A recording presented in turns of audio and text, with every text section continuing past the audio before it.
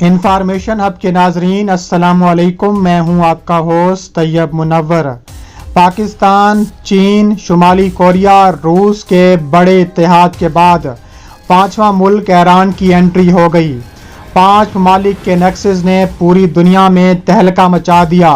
ایران کا پاکستان، چین، روس، شمالی کوریا کے ساتھ اتحاد میں شامل ہونے کا فیصلہ۔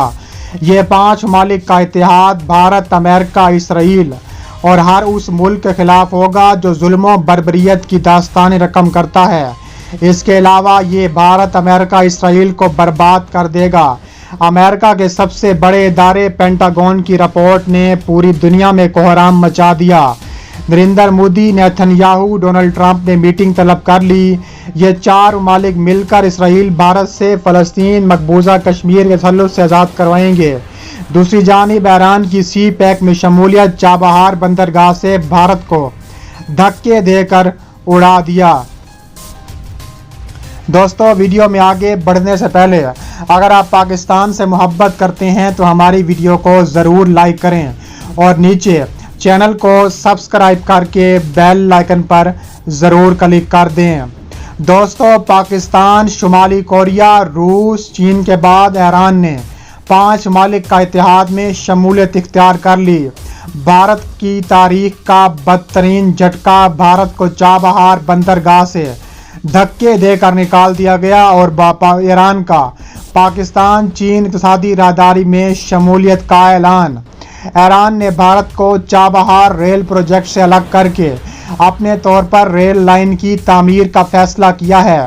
بھارت اور ایران کے درمیان 4 سال قبل یہ معاہدہ اس وقت طے پایا تھا جب بھارت کے وزیر اعظم نریندر مودی نے تہران کا دورہ کیا تھا اور اس پر نریندر مودی کے علاوہ ایرانی صدر حسن روحانی اور افغانستان کے صدر اشرف غنی نے بھی دستخط کیے تھے۔ اس معاہدے کے تحت افغانستان کی سرحد کے ساتھ چابہار سے زہدان تک ریلوے لائن کی تعمیر ہوئی ہے، تاہم اب تک نہ تو اس منصوبے کا آغاز کر سکا اور نہ ہی اس کے لیے بھارت فنڈ جاری کر سکا ہے۔ بھارتی اخبار دی ہندو کی رپورٹ کے مطابق ایران نے پروجیکٹ شروع کرنے اور فنڈنگ میں تاخیر کرنے پر بھارت کو اس پروجیکٹ سے الگ کر دیا ہے۔ ایرانی حکام کے مطابق پورا پروجیکٹ مارچ 2022 تک مکمل ہوگا اور ایران چین کی مدد سے اس ریلوے لائن کو مکمل کرے گا۔ دی ہندو کی مطابق یہ فیصلہ ایران نے ایسے وقت کیا جب چین نے ایران کے ساتھ $400 ارب کے 25 سالہ اسٹریٹجک شراکت داری کا معاہدہ کیا۔ دی ہندو لکھتا ہے کہ اس معاہدے سے بھارت کے ایران میں منصوبوں کو نقصان پہنچ سکتا ہے۔ اس کے علاوہ چابہار بندرگاہ سے منسلک اہم منصوبے سے بھارت کو الگ کرنے کے بعد نئی پیش رفت سامنے آ گئی ہے۔ ایران نے بیلٹ اینڈ روڈ انیشیٹو اور فلیگ شپ منصوبے پاک چین اقتصادی راہداری کی حمایت کر دی۔ پاکستان میں تعینات ایرانی سفیر سید محمد علی حسینی نے کہا ہے کہ بیلٹ اینڈ روڈ انیشیٹو اور سی پیک خطے کی ترقی خصوصاً چین، پاکستان، ایران کے لیے فائدہ مند ہے۔ ایرانی سفیر نے بھارت کا نام لیے بغیر چابہار بندرگاہ کے اہم منصوبے سے نئی دہلی کو الگ کرنے کے ایران کے فیصلے کا دفاع کیا۔ انہوں نے کہا ہے کہ جب کچھ غیر ملکی حکومتیں ایران کے ساتھ اپنے تعلقات میں تذبذب کا شکار ہیں، اس کے لیے انہیں دوسروں کی اجازت کی ضرورت ہے۔ یقینی طور پر ایسی حکومتیں طویل المدتی تعاون کے معاہدوں کی منصوبہ بندی اور ان پر عمل درآمد کرنے کی اہل نہیں ہو سکتی۔ انہوں نے مزید کہا کہ بھارت امریکہ کے نیچے لگا ہوا ہے اور اب بھارت سے تمام معاہدے ختم کرتے ہیں۔ ایرانی سفیر کی سی پیک اور BRI کی تعریف ایران کی خارجہ پالیسی میں غیر معمولی تبدیلی کی جانب اشارہ ہے۔ انہوں نے کہا ہے کہ بلا شبہ بیلٹ اینڈ روڈ انیشیٹو اور پاک چین اقتصادی راہداری علاقائی تعاون کے فروغ، خاص طور پر اسلامی جمہوریہ ایران، اسلامی جمہوریہ پاکستان اور عوامی جمہوریہ چین کے لیے موزوں پلیٹ فارم ہے۔ ایرانی سفیر نے کہا ہے کہ یہ نہ صرف ایران، پاکستان اور چین کے لیے ترقی کا خاص ماڈل ہے بلکہ خطے کے دوسرے ممالک کے لیے بھی تعاون کا ماڈل ہے۔ اس کے علاوہ بھارتی میڈیا نے دعویٰ کیا ہے کہ ایران نے بھارت کو اہم منصوبے سے نکال کر چین کے ساتھ 25 سالہ طویل $400 بلین اسٹریٹجک پارٹنرشپ کا معاہدہ کر لیا ہے۔ تاہم ایرانی سفیر نے بھارتی میڈیا کا دعویٰ بے بنیاد اور جھوٹا قرار دیتے ہوئے اسے مسترد کر دیا ہے۔ ایرانی سفیر نے بھارتی میڈیا کے اس دعوے کو مسترد کر دیا کہ یہ 25 سالہ معاہدہ ایک عوامی دستاویز تھا جو میڈیا میں آنے والے خبروں کے برخلاف ہے۔ انہوں نے کہا ہے کہ یہ تعاون بہت زیادہ عوامی مسئلہ ہے، حتیٰ کہ چینی صدر کے 2016 کے دورہ ایران کے دوران شائع ہونے والی مشترکہ اعلامیہ کے 6 پیراگراف میں فریقین نے واضح طور پر 25 سال کے تعاون کے لیے جامع دستاویز کے نتیجے میں اپنی خواہش کا اظہار کیا۔ امریکی محکمہ دفاع پینٹاگون نے خبردار کیا ہے کہ آئندہ 20 برسوں میں روس، چین، پاکستان اور اب ایران اور شمالی کوریا کا نیا اتحاد امریکہ اور بھارت اور اسرائیل کے لیے خطرناک ثابت ہو سکتا ہے۔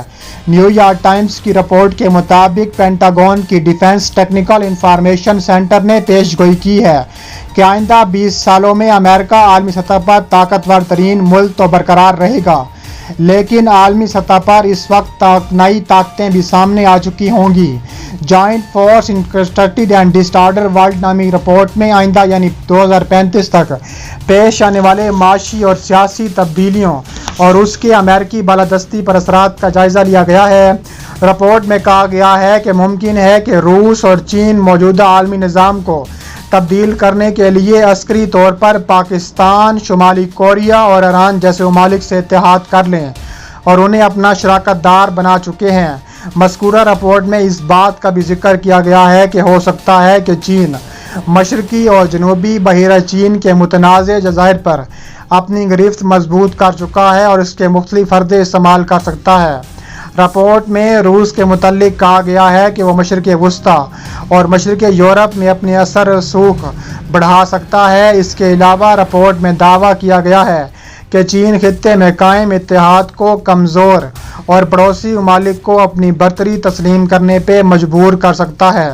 رپورٹ میں یہ بھی کہا گیا ہے کہ ہندوستان اور اسرائیل مل کر خطے میں نئے اتحادی بنانے کی کوشش کر رہے ہیں، لیکن وہ ناکام ہوں گے۔ یاد رہے کہ امریکہ دنیا پر اپنی بالادستی قائم کرنا چاہتا ہے، جس کی وجہ سے کسی بھی ملک کی ترقی اس کو بڑی خطرناک لگتی ہے۔ اس کے علاوہ رپورٹ میں مزید کہنا تھا کہ یہ 5 ممالک مل کر اسرائیل سے فلسطین کا قبضہ چھڑائیں گے اور بھارت سے کشمیر کا قبضہ چھڑائیں گے۔ عالمی اور علاقائی سطح پر بین المملکتی تعاون کی ترجیحات تبدیل ہو رہی ہیں، جن میں کل کے دشمن آج کے دوست بن رہے ہیں، اور علاقائی اور عالمی سطح پر دہشت گردی کے منڈلاتے خطرات نے ماضی قریب میں باہم برسر پیکار ریاستوں کو بھی علاقائی اور عالمی امن کی خاطر ایک دوسرے کی جانب دستے تعاون بڑھانے پر مجبور کر دیا ہے۔ یہ صورتحال بالخصوص امریکی صدر ڈونلڈ ٹرمپ کی جانب سے پرامن بقائے باہمی والے گلوبل فلسفہ کو مسترد کرنے سے بھی پیدا ہوئی ہیں، جنہوں نے 2 ماہ قبل UN جنرل اسمبلی کے سالانہ اجلاس میں تقریر کرتے ہوئے برتر امریکہ کا فلسفہ پیش کیا اور امریکی قیادت کے ماتحت دنیا کو ڈکٹیٹ کرنے کا تصور دیا۔ چنانچہ خطے کے ممالک میں امریکی بالادستی کی سوچ کے مقابلے علاقائی تعاون اتحاد کی نئی سوچ تیزی سے ابھر کر سامنے آئی ہے، جو پرامن بقائے باہمی کے آفاقی اصول ہی کے تابع باہمی علاقائی تعاون بڑھانے کی متضادی ہوئی ہے۔ آج امریکہ بھارت گٹھ جوڑ کے مقابل ایک مضبوط علاقائی بلاک بننے کی ضرورت محسوس کی جا رہی ہے، تو اس کے لیے وزیر اعظم عمران خان کے دورہ چین سے بھی راہ ہموار ہوئی ہے، جس کے دوران پاکستان اور چین ہی نہیں بلکہ پاکستان اور روس 2 طرفہ علاقائی تعاون کے بھی مواقع نکلے ہیں۔ یقیناً اس باہمی اور علاقائی تعاون کی کنجی سی پیک ہی ہے، جو تکمیل کے مراحل سے گزر کر 2022 تک آپریشن ہوگا، تو اس علاقے میں 2 طرفہ تعاون کی ترجیحات بھی تبدیل ہو جائیں گی، اور یہ ممکن ہے کہ علاقائی تعاون کی نئی فضا میں یہ پورا خطہ سامراج مرد آباد کے نعروں سے گونجتا نظر آئے۔ اس تناظر میں سی پیک ہر حوالے سے گیم چینجر بن رہا ہے، جو پاکستان کے لیے اقتصادی ترقی کے دروازے کھول رہا ہے، تو اس کے لیے مضبوط دفاعی حصار کے قالب میں بھی ڈھلتا نظر آ رہا ہے۔ آج کے تقاضوں کے تحت ہمیں برادر عرب، خلیجی ریاستوں اور چین کی طرح روس کی معاونت کی بھی ضرورت ہے، جو ہماری توانائی کی ضروریات پوری کرنے کا بڑا ذریعہ بن سکتا ہے۔ چنانچہ شنگھائی میں پاکستان اور روس کے وزرائے اعظم کی ملاقات پاکستان روس دوستی کے احیاء و فروغ کے لیے اہم پیش رفت قرار دی جا رہی ہے، اور اب ایران بھی اس اتحاد میں شامل ہو چکا ہے، اور ایران نے بھارت کو چابہار سمیت ہر اس منصوبے سے علیحدہ کر دیا ہے جو پاکستان، چین، ایران، شمالی کوریا اور روس کے لیے فائدہ مند ہوگا۔